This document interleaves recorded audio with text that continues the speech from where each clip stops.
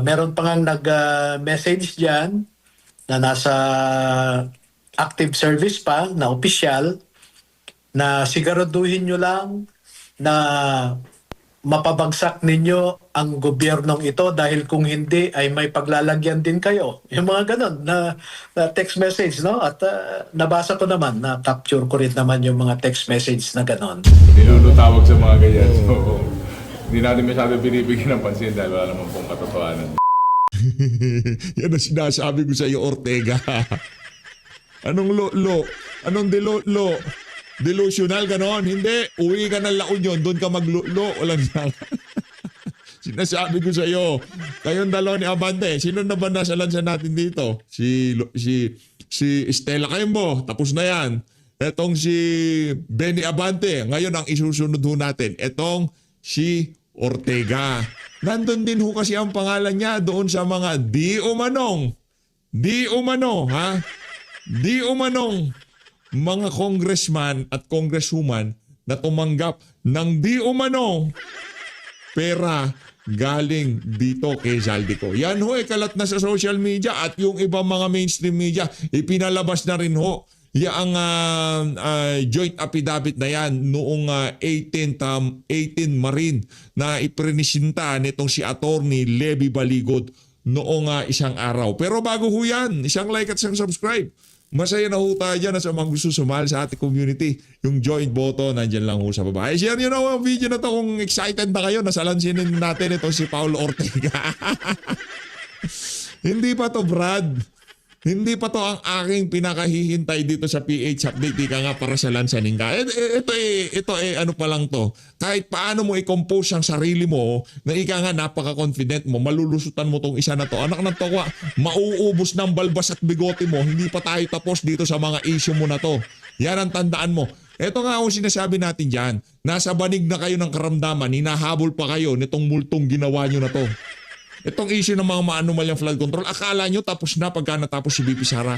Paulit-ulit, pagka nabanggit ang pangalang Ortega, ang papasok sa utak ng ating mga kababayan, di umano, tumanggap din ng maleta galing dito kay Appropriation Chairperson. At wala ho ba kayong napapansin dito sa larawan na to? Bago natin umpisahan yung exclusive interview nitong si Doc Lorraine Badoy dito kay Attorney Levy Baligod, pasadaan muna natin, salansanin ho natin ng mabilisan.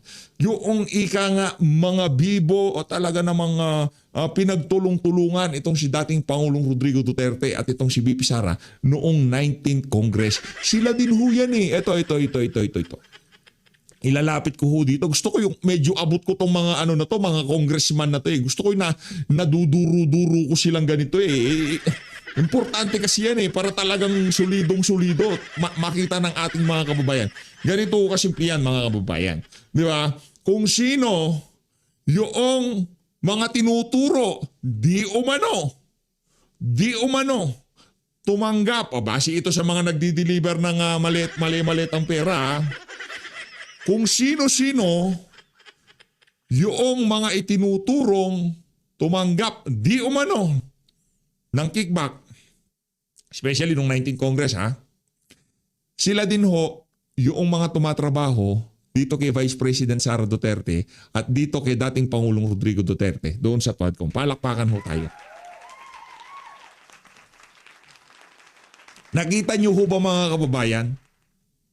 Ngayon maliwanag na sa sambayan ng Pilipino kung ano ang dahilan kung bakit pinagtulong-tulungan nila ang mga Duterte. Bakit? Katangi-tangi yung political will ng mga Duterte. Wala sa pwesto si dating Pangulong Rodrigo Duterte, pero naglakas siya ng loob na magsalita kaugnay sa mga kakurakutan na nangyayari sa administrasyon ni Marcos Jr. nung nasa Pilipinas pa siya. Uugod-ugod na siya. Dapat na lang sana nagkukuya-kuya-kuy na lang siya doon sa bahay niya sa Davao. Pero dahil sa sobrang mahal niya ang sambayan ng Pilipino, anong ginawa ni dating Pangulong Rodrigo Duterte? Siya ang nagpasimuno para mabulgar, mapag-usapan ang mga blanco na portion ng BICAM. Blanco ang BICAM pero pinarmahan ng mga walang yang congressman at senador.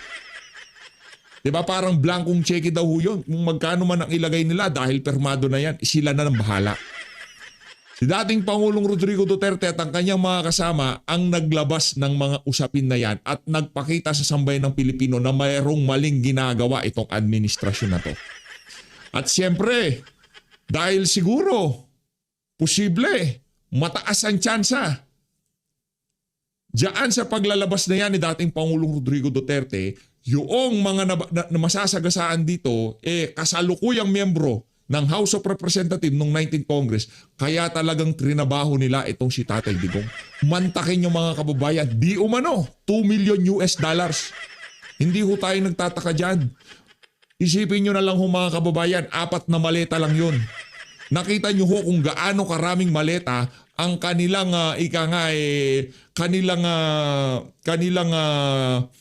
idinideliver sa iba't ibang mga political personality sa ating bansa.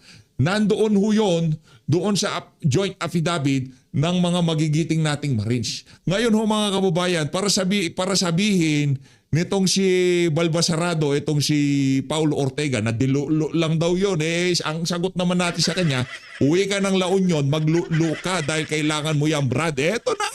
Eto na nga ba ho mga kababayan? Ito sinasabi ko kay Paulo Ortega, bago mo sabihin dilulo yan, ano yan?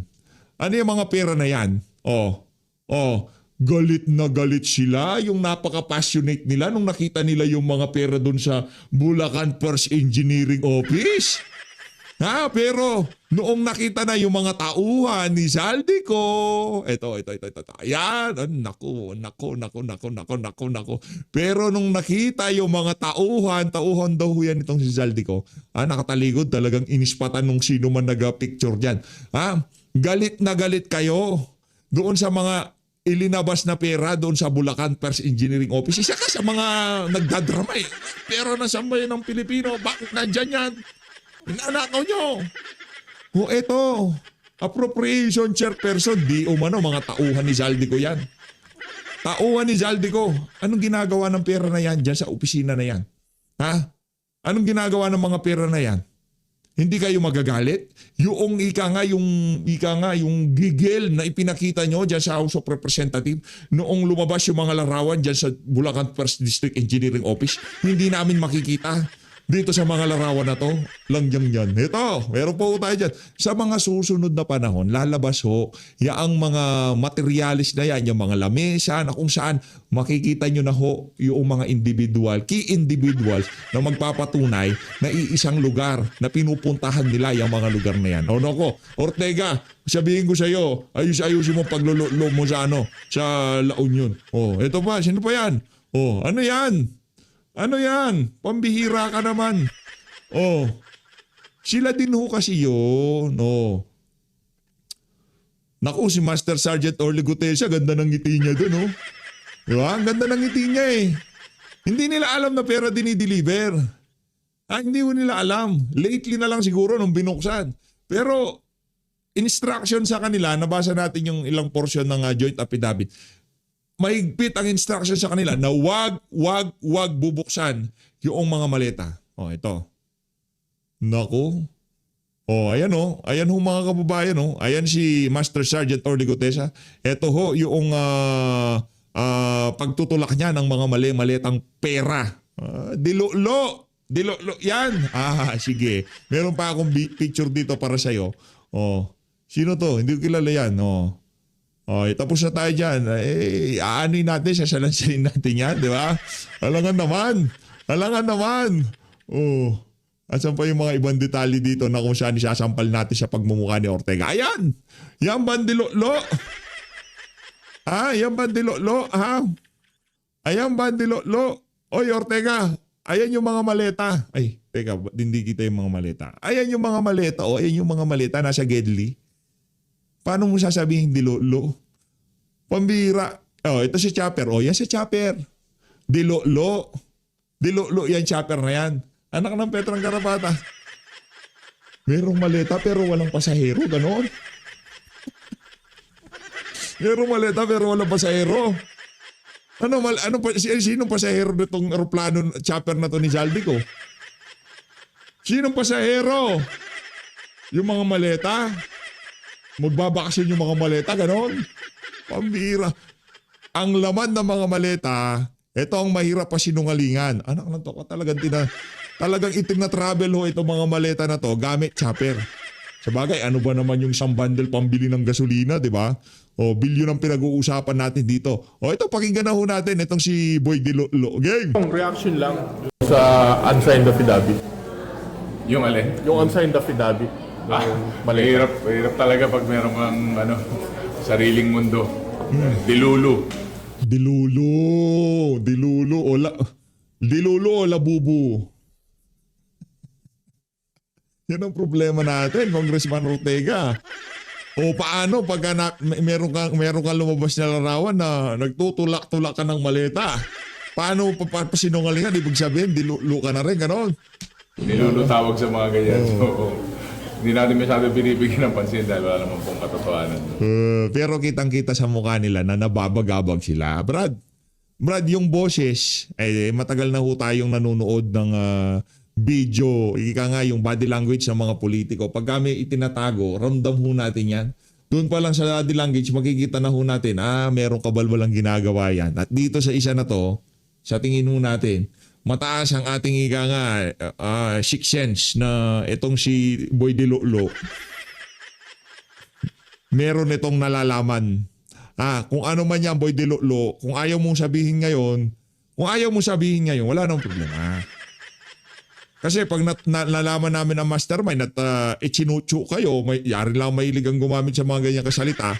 Pagka yung mastermind nakulong na, pagka ichinuchu kayo, yari ka Brad. Co-perpetrator ka, yari ka sa amin. Kung sakaling madakip, matiklo na namin yung mastermind. Nakakulong na yan. Nakakulong na siya, di ba? Tapos inisa-isa niya kung sino yung mga napagbigyan. Alam mo ano mangyayari sa iyo noon? Co-perpetrators ka, yari ka sa amin. O, tuloy mo, Brad. So, yun lang po. Huwag tayong dilulu. Thank you po. Sir, magkasampa ba kayong kaso? Nako po. Yung mukha nitong si Ortega parang super serious. Ramdam natin yung pangamba sa kanyang puso na anumang oras mula ngayon, yung second batch mas ma-emphasize, mabibigyang diin yung mga ebidensya na kung saan karamihan ng mga congressman na maiingay, sila yung mga dilolo. Hindi ko pa nga nababasa actually. Huwag mo nang basahin, Brad. Huwag mo nang basahin kasi ano mo na, yung tipong nagmimerienda ka ng salad, yung tipong babasahan ka ng Miranda Rights. Yung tipong gano'n na dati. FLM na lang. Huwag mong basahin. Darating tayo dyan. Huwag mong basahin yan. Okay? Huwag mong babasahin yung joint affidavit na yan. Nasigurado namin dito kung sinong mga maiingay, sino yung mga naninira sa mga Duterte. Kasi Duterte hong nagbulgar ng kakurakutan na yan. Pagka merong nag-claim na sinasabi nila sila ang nagbulgar, mahiya naman kayo. Kasi nungalingan ho yan mga kababayan. Hindi pa nagsasalita si Marcos Jr. Sinabi na ni dating Pangulong Rodrigo Duterte, napakakurakot, bangag ang administration. Kulang-kulang ang baykang pinirmahan ng mga walang yang congressman at senador. Di ba? Alam niyo ho yan, nagsalita si Tatay Digong. Pagkatapos ng pagsasalita niya na yon, doon na uminit ang ICC. Doon na nila muling lumabas yung mga alingas-ngas na papapasugin ditong ICC, yayariin si Tatay Digong. Yun ho yun. Sino yung mga trumabaho? Sino ang mga nagbigay ng posible. Kung sino yung mga posibleng nagbigay ng ebidensya at talagang sumalansan sa ICC, nag-assist sa ICC. Aba, hindi ko na ho kailangan sabihin yan. Diba?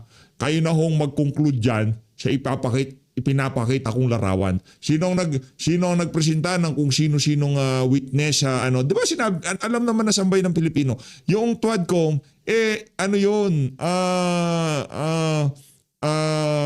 evidence gathering para sa kaso ni dating Pangulong Rodrigo Duterte dyan sa International Criminal Court. At nang sumalansan ho dyan, yan, yung mga larawan na yan na nasa 19th Congress. Nako,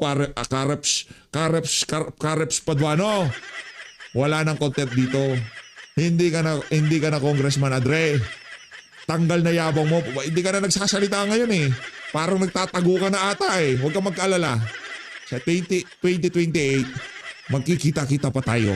Okay? Di ko lang alam kung nandun pa kayo, baka yung iba sa inyo dyan magkagurguran na dahil sa sobrang stress nyo, di ba? O, di ba? Bigla kayong pumlakda na lang, mag-wish come true itong si Cara David, bigla kayong pumlakda, di nabawasan mga kurakot sa Pilipinas, wala nang problema sa amin yun. Sabay-sabay kayo nila Marcos Jr., di ba? Punta ko tayo dito kay Doc Badoy, ang kanyang makakasama dito sa video na to, si Attorney Levy Baligot. Alam niyo bakit bilib tayo dito kay Doc Badoy? Kahit ano pa minsan mga naririnig natin sa kanya. Yung core principle niya, na-adapt niya yung kay dating Pangulong Rodrigo Duterte. Bawat buka ng bibig niya, Duterte. Bawat buka ng bibig niya, bawat pagpapaliwanag niya, Duterte, Duterte, Duterte. Kaya natin siya pinapakinggan ngayong mga panahon na to. Dahil dyan palakpakan natin itong si Doc Badoy. Kailangan pagka ika nga sa mga susunod na panahon, mga ganitong klase ang kailangan natin sa pamahalaan. No? Mag-ano ka, Doc Badoy, mag-party list ka o kaya tumakbo ka ng congressman or senador para ika nga magkaroon kami ng Duterte, maprinsipyo, ala Duterte principle na personalidad dyan sa House o dyan sa Senado. Eto, re-recta ho tayo dyan sa kay Doc Badoy. Araw na ginawa ng Diyos na magkakasama kami. Lagi ko naririnig sa kanya, simple yung pagkain natin kasi hindi natin pera yan, pera ng taong bayan yan. Galing, Sarado niyo yung ilaw, i-off niyo yan kasi hindi natin pera yan, pera ng taong bayan. In other words, this was a leader who understood exactly what it means pag nagnakaw ka sa bayan at ang init ng ulo niya talaga sa ganyan. So attorney, grabe pala yung realizations nila, di ba? So how did it come to be na you put them all together? Did they go to you? Did they approach you? How did it happen? Initially, we all witnessed how Sergeant Gutesa was treated by the Senate Blue Ribbon Committee, no? Yeah. And we also know the purpose and the eventual result of the ICI investigation Yeah. na cover up. Yeah. So, napag-isip ko po na makausap ang mga kasamahan ni Sergeant Gutesa. So, I made efforts to make the connections, to talk with them. At although maraming mga nagpipigil sa kanila, na mga opisyal nila noon, at yung mga opisyal ng Armed Forces and PNP ngayon, ay nagawan po namin ng paraan na magkita-kita kami, nagkaroon kami ng maraming beses na pagtatagpo, pag-uusap, at November po ho namin nabuo itong mga dating kasundaluhan natin, no? At sa pag-uusap namin ay nagkaroon kami ng the unity of purpose na kailangan nating ibahagi sa ating bayan ang mga nalalaman nila na pagnanakaw, no? At kaya naman po inuna namin na magkaroon ng press conference kahapon ay matimbang sa akin personal na mahirap asahan ngayon ang mga institusyon ng ating pamahalaan na kaakibat natin na ituwid ang mga krimen at ang pagnanakaw, no?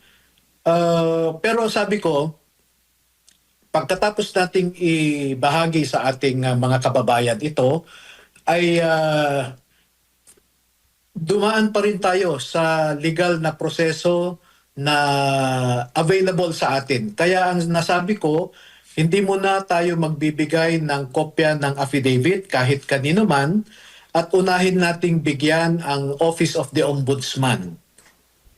No? At tingnan natin kung ano yung magiging aksyon ni Ombudsman Remulla, kasi sa tingin ko isa siya sa mga nagdesisyon kung paano makipagtulungan sa ICC investigators dito sa Pilipinas na alam naman nila ay wala dapat tayong pakialam sa ICC, no? And in fact, no less than the PBBM publicly stated that the government will not cooperate in any way with the ICC investigators.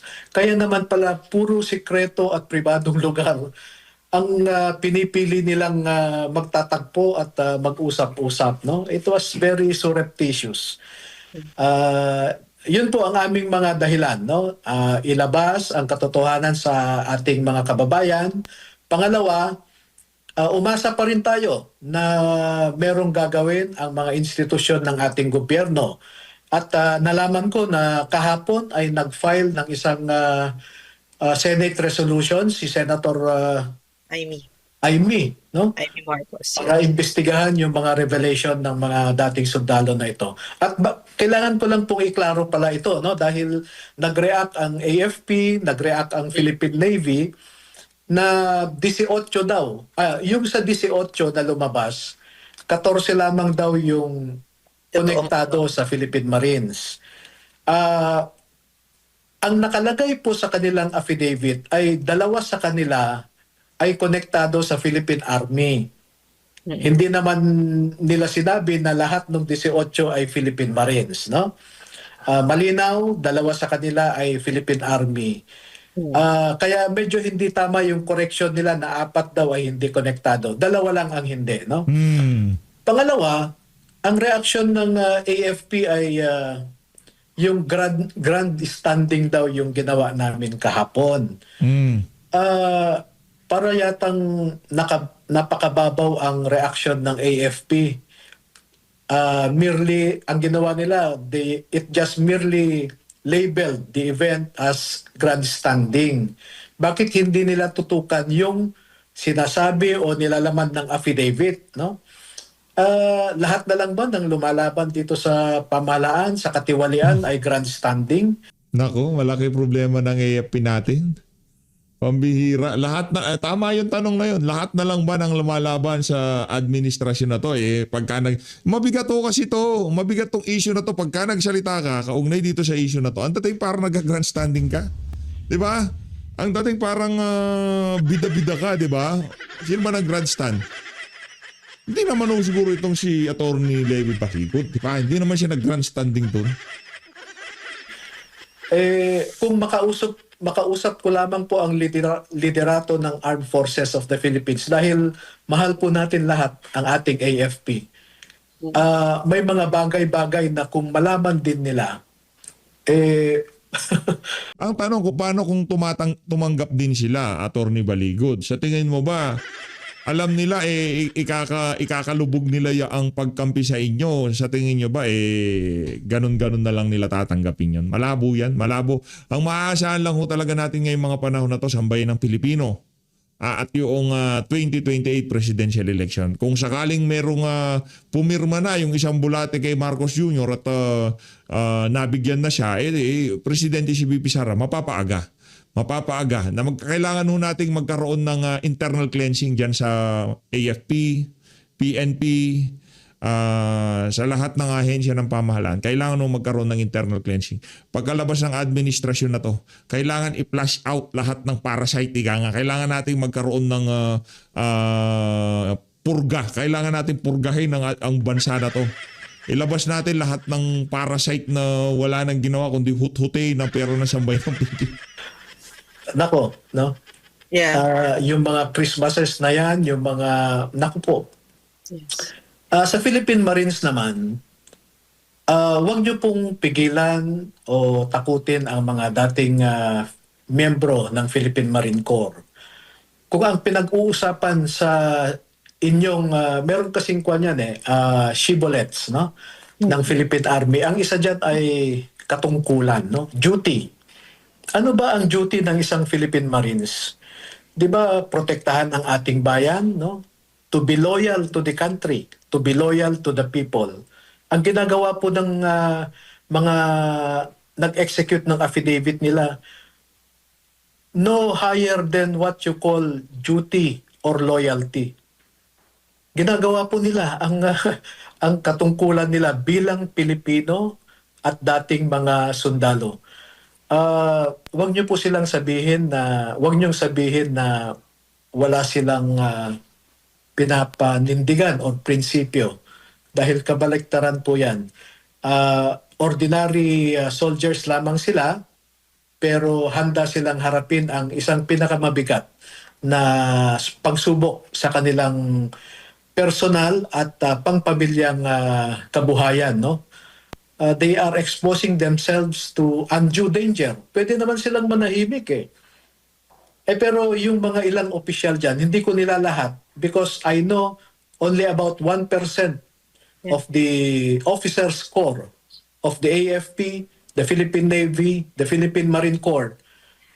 Mga 1% lang kayo dyan na walang paninindigan. Karamihan meron. That's true. That's true. I am also very close. Sana totoo ang sinasabi na to ni Attorney Baligod at ang pag-segunda na yan ni Doc Badoy, talaga sana totoo. Pero tayo, kung meron mang 1% yung walang paninindigan, sana yung 99% lumabas na at sabihin na hindi na sila natutuwa sa kabalintunaan ng administrasyon. Close to the military community, and everything that you're saying resonates with me. Tsaka yung Marines, yung kanilang is semper fi, no? Always faithful. So gusto ko yung sinabi nila na ito yung huling battle nila. Ito yung huling battle nila para sa Pilipinas. And for me, parang that's so poetic and so accurate because these are soldiers, no? Marines pa, dude. Talagang iba yung reputation ng Marines. Talagang ibinibigay nila ang buhay nila sa Pilipinas, no, sa bayan. At tama lang talaga na all these years na kung bakit yung paniniwala ko, attorney na because my husband was also a soldier, our closest friends are soldiers, I worked with the NTF-ELCAC, nakita ko talaga na the ones that came between our people and the NPAs, no? And the CPP, NPA, NDF, a terrorist organization, were the soldiers, and they willingly gave up their lives, no? So while of course some of these soldiers, some of their officials are rotten and got maletas, no? The vast majority did not, and they will not accept it.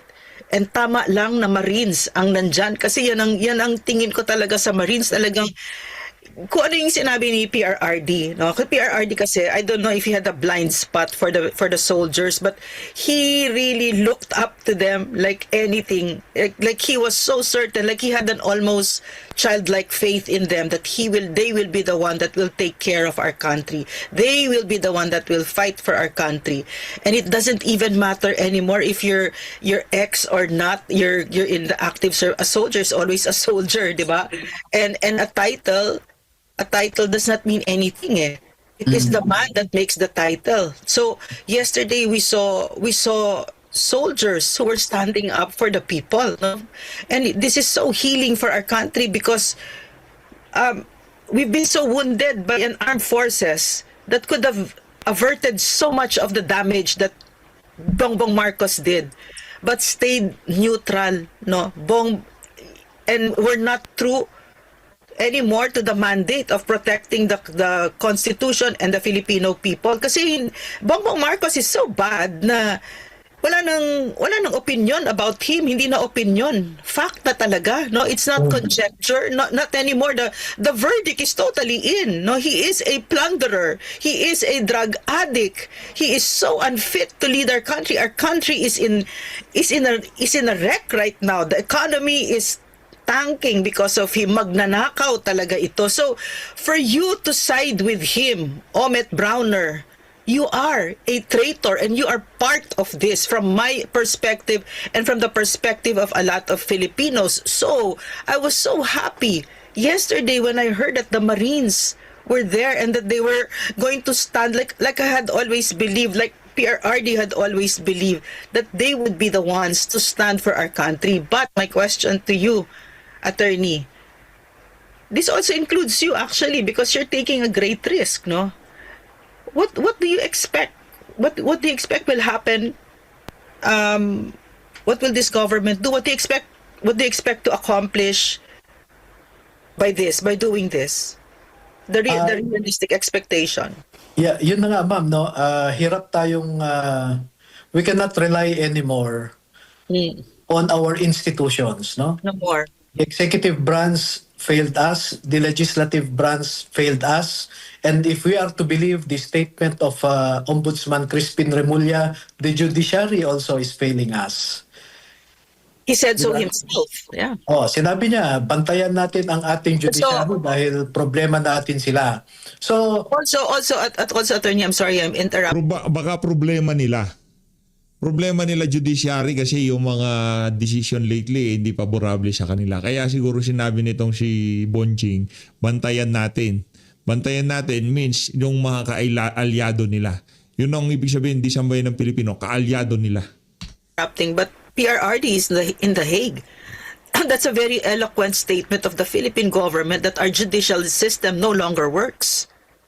And they are running after political enemies. Oo. Diba? Yan yung mga panakot nila sa ni Trillanes, habulin, and that kind of language is, what it says is that there's no judicial system anymore, no? That rotten Sani Trillanes. Go ahead, attorney. I'm sorry, I interrupted. Yeah. So, yun na nga po, no? Both our elective and appointive officials in government medyo unreliable na, no?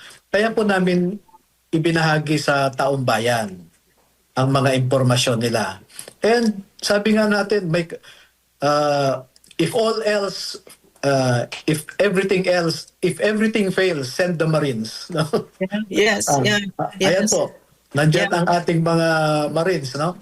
At I think yung merong dalawang opisyal sa Philippine Marine Corps na mag-isip din sila dahil itong ginagawa ng dating mga Marines, no, ay pinapanindigan nila ang ating itinuro sa kanila during training na handang ialay ang buhay para sa bayan. At walang ibang a more meaningful gesture under the present circumstances than for them to bring out in the open what they know about the massive corruption. Hindi lang po tayo nag-uusap dito tungkol sa mga bilyones, hindi po, trilyones na ito. Kung maalala po ninyo, during PDAF scam days in 2013, ay bilyon-bilyon lang ang ang involved.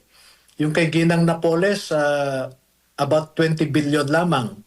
And with the 6 other Napoles-like, mga bilyon-bilyon lang din Pero ito, trilyones po ang involved na rito. At yung mga nagnakaw noong PDAF scam, ay halos sila rin ngayon So walang nagbago. At meron silang track record ng pagnanakaw talaga. Yeah. At saka attorney, yung paglahad ng mga Marines, no? Parang you were looking at the puzzle, tapos para talaga nag-fit yung puzzle perfectly from what we're seeing, 'di ba?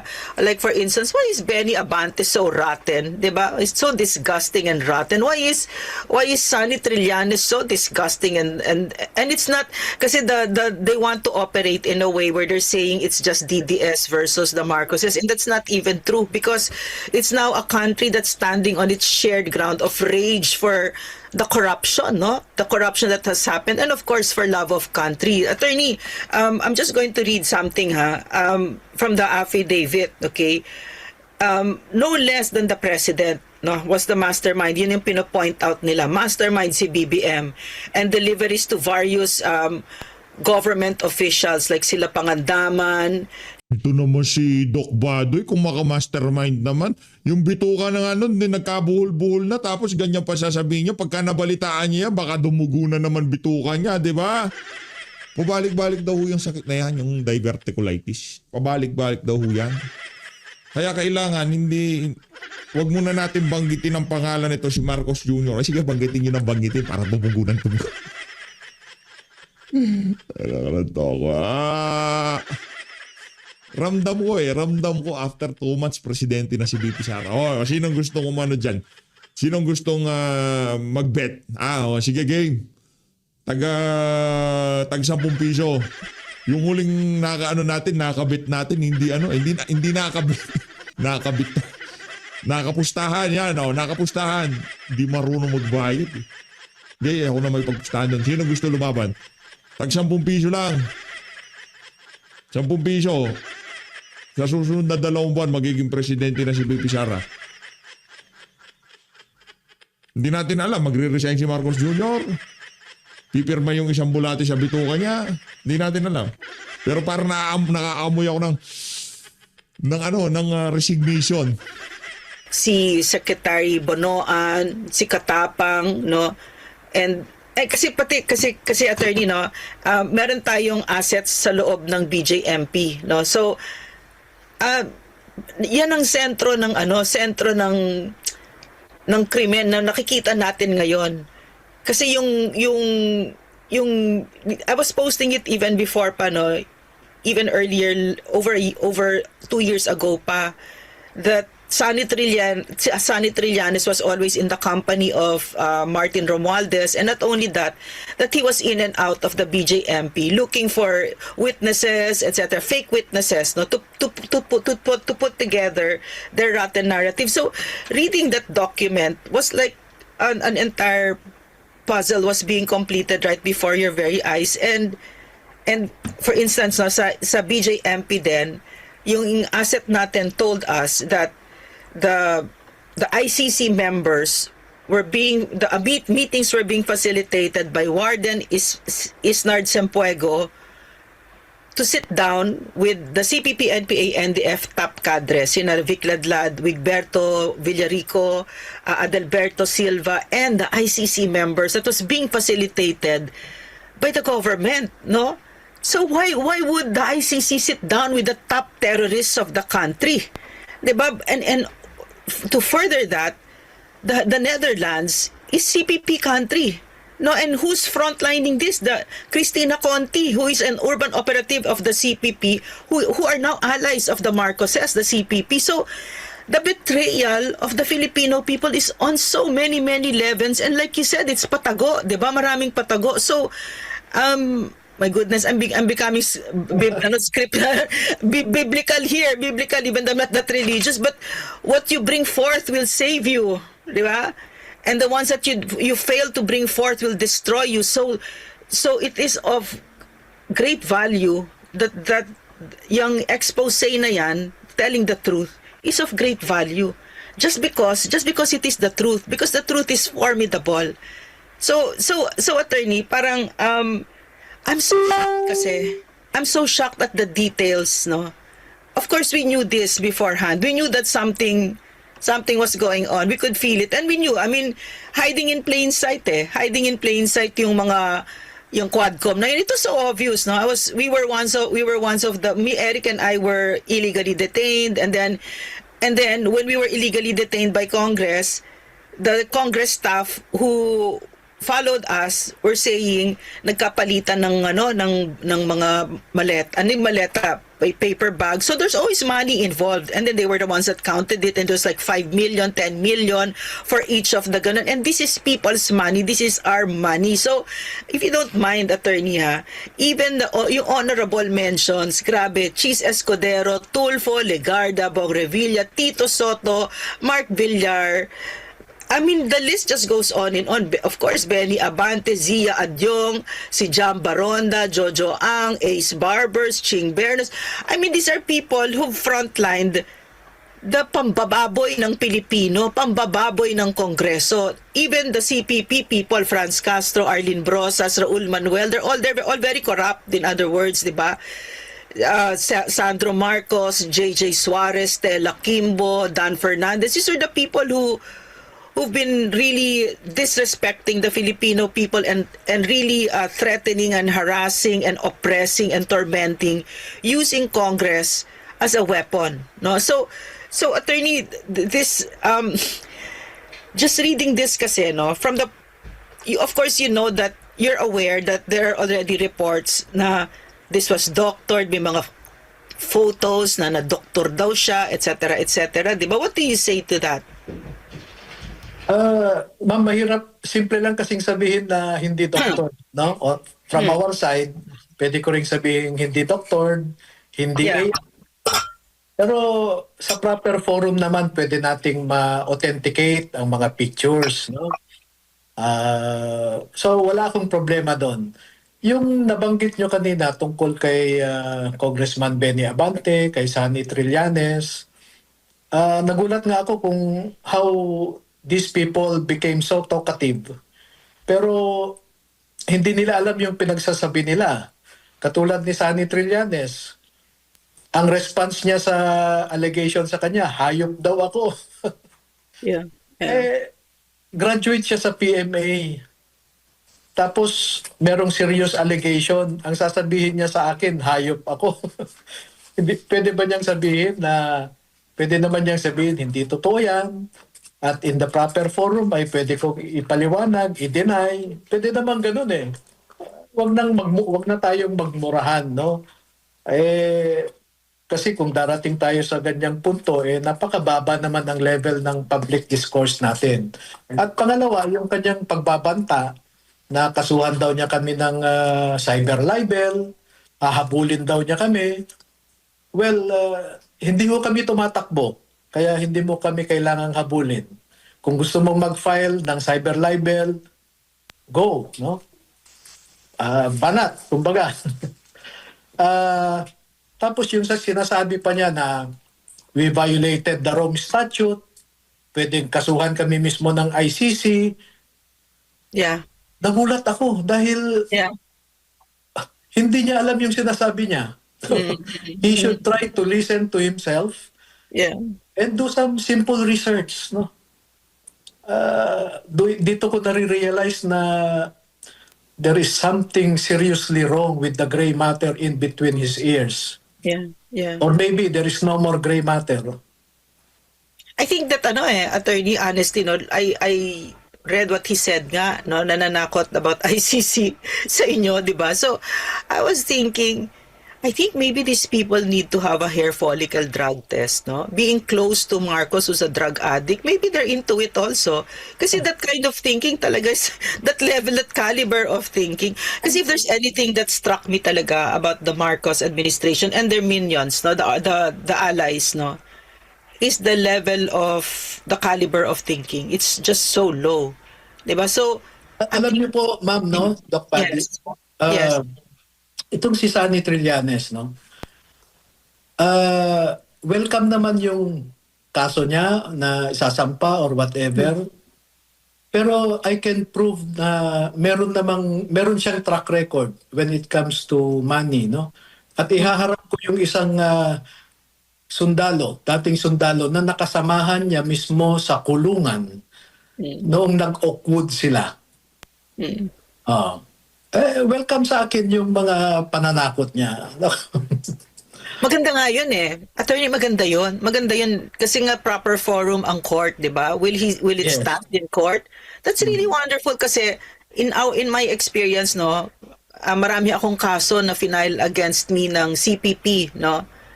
But when they're brought to court, when they're in court, it withers. Talagang it cannot stand the scrutiny of the law. No? Hindi sila manalo-nalo. May slap on the wrist lang ako from the Supreme Court, ganyan-ganyan, but they never ever win talaga. So this is the proper forum that you're talking about. And si Sunny Trillanes, he's a graduate of the PMA, so is my husband, no? He is ostracized. There is no respect for him. He has not gone to the PMA ever again. No, he's not welcome there because when he goes, he doesn't even attend any of these PMA events because he's not welcome. No, they know who he is. He is a political mercenary. He has no principle. He has no courage. He has no integrity, and his loyalty is to money and corruption or whatever his political ambitions are. No, so. This guy has he's one of the, I would dare say, one of the most hated political figures in our country. No, because people know who he is, no? And this is the exact opposite of the Dutertes whom he hates, no? They have this this reputation of integrity, of courage, 'di ba, the Dutertes, no? So, attorney, go ahead, attorney. Yeah. Meron siyang may nag-forward sa akin ng post ni Sunny Trillanes na pinakita niya na tinaas ni former President Duterte ang aking kamay. Yung picture na yun was in 2016. In-invite kasi ako sa Davao to talk with then Mayor Duterte. August of 2015 yan eh. And then sumunod na pag-uusap namin November at sinabihan ako na sumama ka sa akin, mag-senador ka, sa akin ka, sabi niya, and nakumbinsi naman ako. But I joined his campaign 5 times only at umayaw na ako dahil hindi ako komportable sa mga ilang bagay-bagay, no? Na hindi naman tungkol sa kanya, pero sa ibang mga kasamahan namin noon. So, hindi na ako sumama.